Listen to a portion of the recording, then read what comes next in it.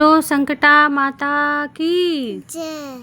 तो दोस्तों आप यहाँ देख रहे होंगे कि मैं ये किस चीज़ का सेटअप कर रही हूँ। तो यहाँ पे मैं आज आपको दिखाने वाली हूँ संकटा माता की पूजा विधि। यहाँ पे हम 7 सुहागनें जो है मिलकर पूजा करेंगी और यहाँ पे जो भी मन्नत मांगी जाती है उसके लिए ये पूजा होती है। कोई भी संकट आया हो घर पे या कोई मन्नत हो तो ये हम संकटा माता से मांगते हैं और जब ये पूरी हो जाती है तो इसको किया जाता है। शुक्रवार के दिन ये पूजा होती है।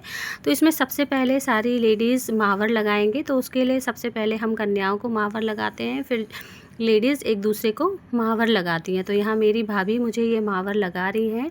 उसके बाद यहाँ पे हमने एक पटरा रखा है जिस पे लाल कपड़ा रखा है। उसके ऊपर हमने मुल्तानी मिट्टी से 7 संकटा माता बनाई हैं और कलश स्थापना की है। साथ में उसमें घी का दिया जलाया है माता के नाम का, संकटा माता के नाम का। और दोने में हमने एक एक लड्डू, पान, चना और गुड़ रखा है।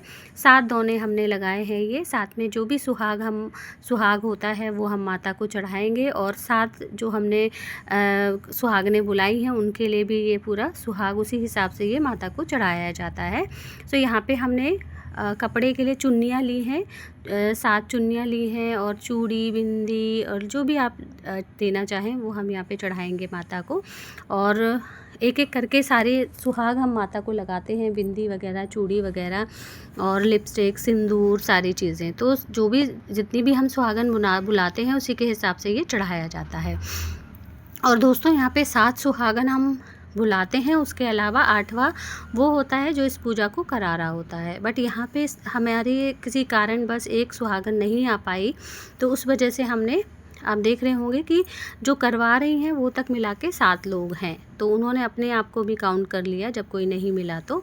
और उसमें उसके बाद हम जैसे माता को सुहाग चढ़ा के फिर सारी लेडीज़ आपस में एक दूसरे को इस तरीके से कुमकुम और हल्दी की तिलक करती हैं। तो इस तरीके से आप देखिए, अब देख रहे होंगे इस तरीके से हम लोग, हमारे यहाँ चलता है ये।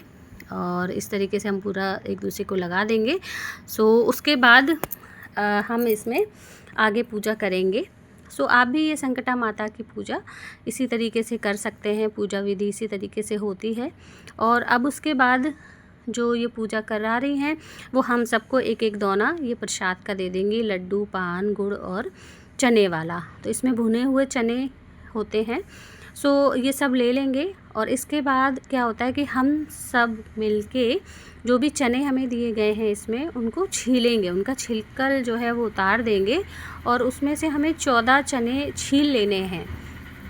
अब 14 चने का क्या महत्व है इसमें हम जो भी 14 चने छीलेंगे उसमें से जो संकटा माता हमने बनाई है यहाँ पे जिनकी पूजा करी है 7, उनको एक एक चना हम इस तरीके से चढ़ा देंगे। तो सारी औरतें इसी तरीके से चढ़ाएंगी और फिर जो बाकी के 7 चने बचेंगे वो जिन्होंने पूजा कराई है उनको वो 7 चने दे देंगे, हम उनके दोने में वो डाल देंगे। सो इसी तरीके से ये पूजा विधि की जाती है। तो अभी देखिए मैंने किया और अभी इसी तरीके से सारी औरतें, सारी जो सुहागनें हैं वो मिलके इसी तरीके से सारी चीज़ें दोहराएंगी। तो ये एक एक करके दे रही हैं। तो इसी तरीके से हमारे यहाँ होती है ये पूजा हमारे गांव में एमपी साइड। उसके बाद अब जैसे हमने ये कर दिया, अब हम कथा पढ़ेंगे। सो कथा के लिए आप पुस्तक भी ख़रीद सकते हैं और या फिर मोबाइल में भी आपको मिल जाएगा यूट्यूब वगैरह पे इसकी पूजा विधि की कथा। सो वो मैं इसमें मोबाइल से पढ़ रही हूँ। कथा संपन्न होने के बाद अब यहाँ पे भोग लगाया जाएगा माता को। सो इसमें जो भी सुहागन आती है उनको मीठे का भोजन कराया जाता है। तो यहाँ पे मीठी पूड़ी, खीर बनाई गई है तो उसी का भोजन हम करेंगे और साथ में माता को भी उसी का भोग लगाएंगे। तो यहाँ पे माता को भोग लगा दिया गया है। अब इसके बाद जो भी 7 सुहागन हैं उनको भोजन कराया जाएगा। तो इसमें एक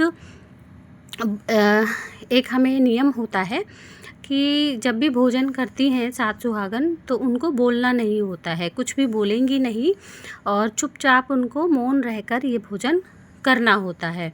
दूसरे लोग उनको परोसेंगे पर सुहागन नहीं बोल सकती हैं, इसमें चुपचाप उनको खाना होता है। तो इस तरीके से खाना संपन्न करने के बाद फिर आगे हम माता का सुहाग लेंगे। तो सारी सुहागन एक एक करके माता से सुहाग मांगती हैं।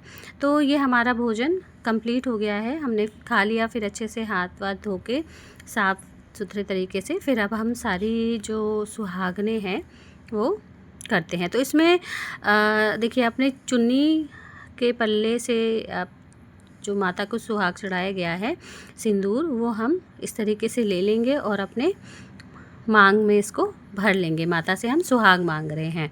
और उसके बाद जो भी सुहाग चढ़ाया गया है माता को, जैसे बिंदी है, चूड़ी है, मेहंदी, सिंदूर, तो वो सब हम एक एक मतलब अपने हिसाब से जो चढ़ाया गया है वो हम ले लेंगे।